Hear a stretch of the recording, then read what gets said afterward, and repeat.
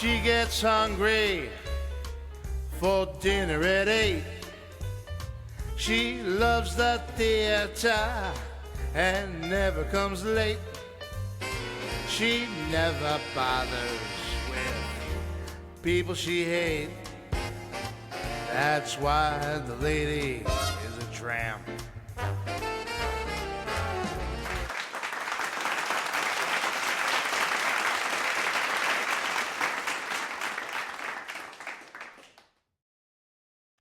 Hello, everybody, and welcome into the Double T podcast. This is your old friend Double T coming to you live from the Double T Podcast Network. Folks, there has been an amazing amount of things happening in this world over the last few days. And I'd like to kick it off with President Trump's historic Middle East trip. Now, depending on where you get your news from, and I hope that over the past few years that I have become somebody that you can rely on for telling you the truth. Y'all know that I'm a conservative. You all know that I'm a supporter of the president, and I'll tell you why I support the president. If the president does well, so do we. So does our country. That is why we need to get behind the president in what he is trying to do. There has been fighting going on in the Middle East for thousands of years between one religious faction or another. If it's not Israel and Palestine, I mean, that's been a 2,000-year war. I mean, it's crazy how these guys fight with each other when, with just a little bit of cooperation with each other, they could be very rich. But there's problems in the world with that because, one, everybody has to be a tough guy. And there's other actors. Now, you hear the word proxy all the time on the news. Now, I don't know where you get your news from, but in the latest poll that I saw, only 30% of the country trusts the mainstream media. What is the mainstream media? ABC, CBS, NBC, CNN, MSNBC, Fox News, Newsmax. They are right-leaning news sources. Do they embellish? Yes, of course they do. Which is why I don't watch those shows. Okay? I get my news elsewhere, so I can find out what I think is honestly going on in the world and what the president is really doing. So, what did the president do when he went overseas? Well, he went to Saudi Arabia. And the first thing I noticed was they rolled out a lavender carpet for him, which in their culture is a very high honor. And if you had noticed, the president had worn a lavender tie that day. This guy doesn't miss much. Something else was interesting from when President Biden went to Saudi Arabia the last time. A delegation was sent to greet him. However, President Trump arrived in Saudi Arabia and the crown prince was at the bottom of the stairs to greet him, and not with a fist bump, it was with a firm handshake. President Trump made a comment, I believe it was on Air Force One in a Hannity interview, that, these people want love. These people don't want conflict, okay? So President Trump shows up in Saudi Arabia with 100 of the top business executives in the United States. And they sit and have a meeting, and the president comes up with a staggering amount of investment coming from the Saudis into the United States. And President Trump went there with a very clear message and a show of friendly force. On to Qatar, the Qataris, but it is pronounced Qatar. And the big scandal that came out of Qatar was they gave the president a $400 million Boeing 747. And he accepted it. Now, to give you a little history, Qatar has been not the nicest people in the world, and they also have sponsored terrorism, but they are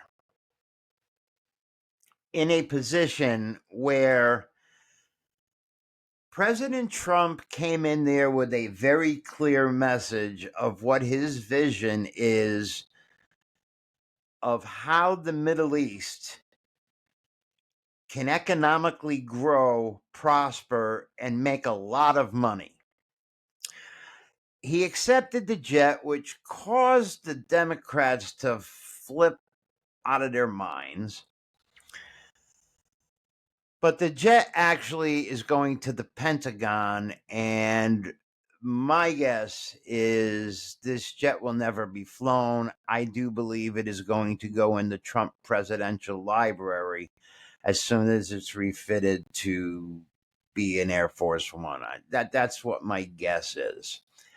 But quite honestly, who gives a rat's ass about the plane? All right, look at what the guy is doing. He secured more money out of the Qataris. Then he went off and met with the president of Syria. Now, Syria has always been under the Assad regime, protected by Moscow, where, by the way, Assad is lounging out somewhere in Moscow. But President Trump went and met with the president of Syria and very simply said to him, listen, I want to give you a chance. I do not believe in lifelong enemies. So I'm going to give you a chance. I am going to lift the crippling, and I mean crippling sanctions that the United States has against your country. And I am going to give you a chance with our help to grow economically and to prosper in peace.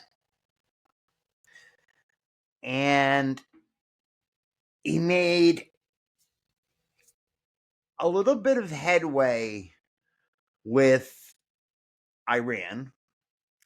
They're on the precipice with the mullahs because everybody kind of got excited of this economic message that Trump brought to the Middle East. He spoke directly with Hamas, got the last American hostage out of Hamas. Congratulations, Mr. President. The only thing you haven't heard much about at the moment is Israel, but Israel's got to work out their shit with Hamas. They've got to destroy Hamas. That's kind of like what has to happen. But Trump now, because the Zelensky-Putin summit did not happen, watch what's going to happen, because what Trump did in Saudi Arabia and in the Middle East is going to start driving the price of oil down. especially we're drilling here, the price of oil is going to start going down dramatically over the next month or so. When that happens, two countries are going to get affected dramatically. And those two countries are Russia and China. Once we drive the price of oil down, we are strangulating Putin's economy and Xi's economy. Okay? Now, militarily, I don't know, other than nuclear weapons, what Russia has to really launch a war with, because, quite frankly, Ukraine has decimated a good portion of their war fighting machinery. And China, don't let China fool you with their propaganda bullshit of how many warships they have and how many jets they have and how many soldiers they have and how many submarines they have. Because I'm going to tell you something.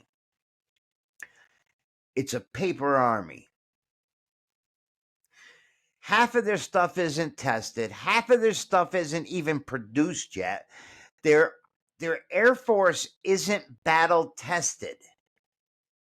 Their military is not battle tested. The United States will wipe China off the map in a confrontation. Only problem is we can't fight two huge conflicts like that at one time. So it's a thin line that we walk. But the investment money that Trump secured is bringing back money to this country that will return manufacturing jobs to mean steel, lumber, automobiles, computer chips. Hopefully, this mineral deal that we signed with Ukraine will go through, because we'll be able to manufacture the batteries without importing them from China. It was even quoted that one of Biden's cabinet members, unnamed of course, said that he wished that he worked for an administration that moved at that kind of speed. Sorry, I got a little tongue-tied there. Now let's talk about Joe Biden for a minute. I'm going to say and repeat something that I said all along, all of last year. What they did to Joe Biden for at least a year, maybe even longer, it was probably closer to 2 years, was elder abuse. And every single person that sat in that cabinet, every person in that Joint Chiefs of Staff, his damn wife, that junkie son of his brothers, nobody said a word. They covered it up. The media covered it up. You can see it with your plain eyes. They covered up Joe's cognitive decline. Now all the books are coming out. Now they're not connected with the White House anymore. Their jobs are done. The biggest ass out of all of these books to this point is Jake Tapper, our friend from CNN, who sits there looking like a humble little mushroom on a rock. And he's saying, well, I reported these things, but looking back, maybe I didn't report them as much as I should have. Yeah, you just want to make a few million from the book, Jake. Shut the F up. All right, who are you kidding? You should get fired too. Because you do a disservice to your profession. All of these idiots from the legacy media do a disservice to journalism. Where are the Walter Cronkites of the world? Yeah, well, I guess they're gone. So now, Dr. Jill. Remember, I told you the story of how when Joe was president, Jill had the United States military band write her a First Lady entrance song? That's how vain this bitch is. Okay? That's how power hungry and vain she is. She ran cabinet meetings. Okay? Sitting next to Joe, helping him along. She ran cabinet meetings. How do you feel as an American that Jill Biden was helping run your country? And General Milley. How about General Milley? All right? General Milley was talking to the Communist Party of China, reporting to them on Trump when he was number 45. Never said a word about Biden. What do you think about that? So Jill drags Joe onto The View last week. And first Joe comes out and they sit there, and I don't know, whoever was sitting next to him was petting him, and it was absolutely disgusting. And, Joe was kind of there for the first part of it. And then they brought out good Dr. Jill, and, she took over the interview like she takes over everything else, and, still denying that Joe has issues. All right. Why?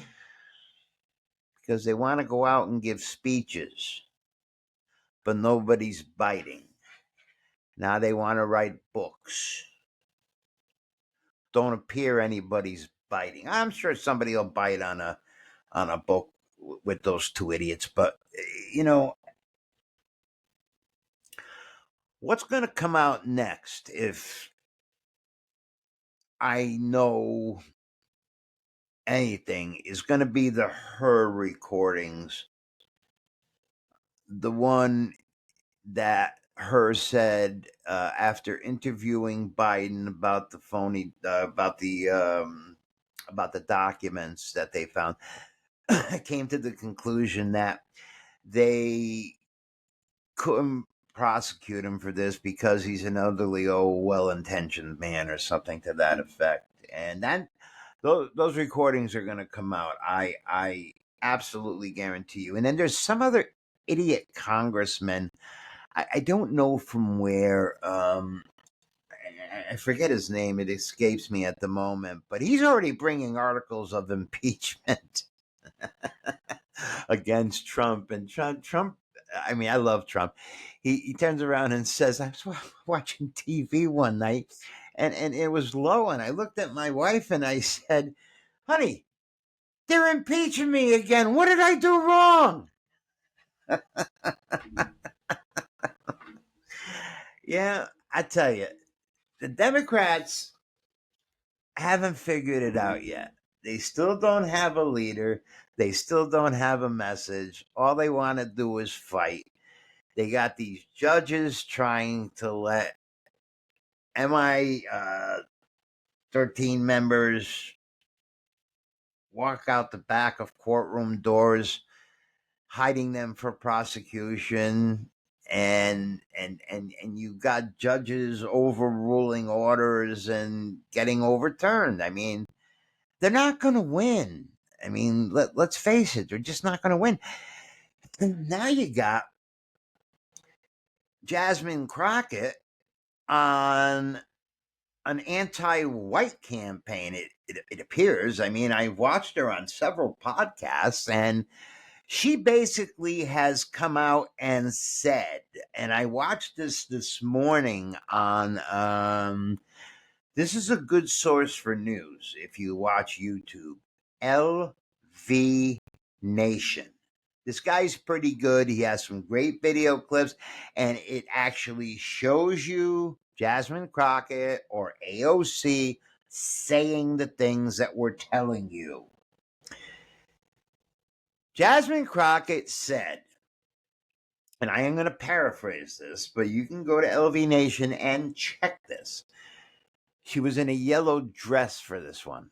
She said that the party, the Democratic Party, is going to put all their marbles behind. They've already decided who's going to be their nominee.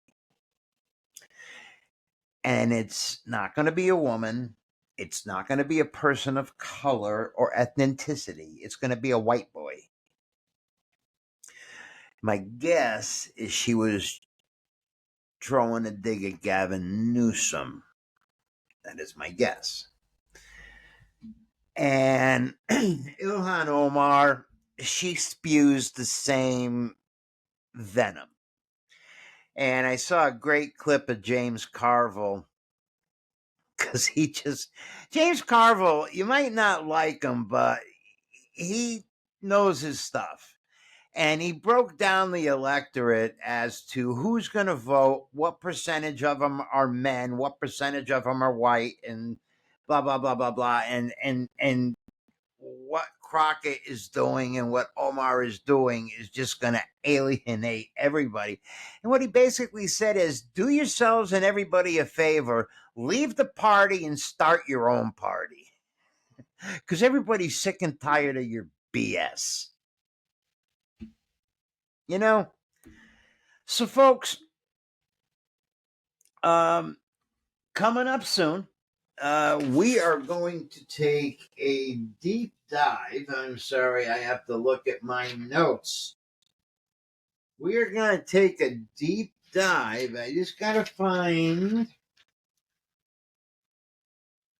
where I put my notes. Here we are. How could I forget this name? We are going to take a deep dive into a gentleman named Reid Hoffman. We're going to talk a little bit about Reid Hoffman, his connections to the Democratic Party, PACs, and yes, Jeffrey Epstein.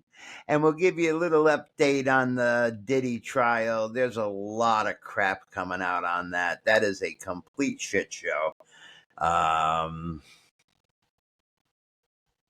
Can't believe that there's people in the world like that. But folks,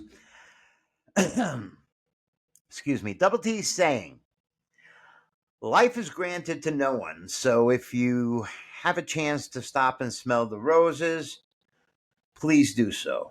It's well worth your time. And if you have an opportunity to do a random act of kindness for somebody, please take the opportunity, because if everybody took that opportunity and did a random act of kindness, this world would be a much better place to live.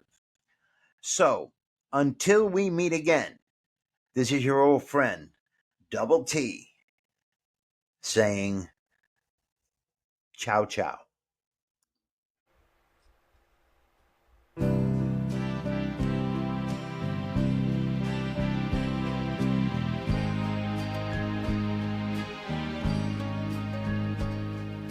Memories pressed between the pages of my mind.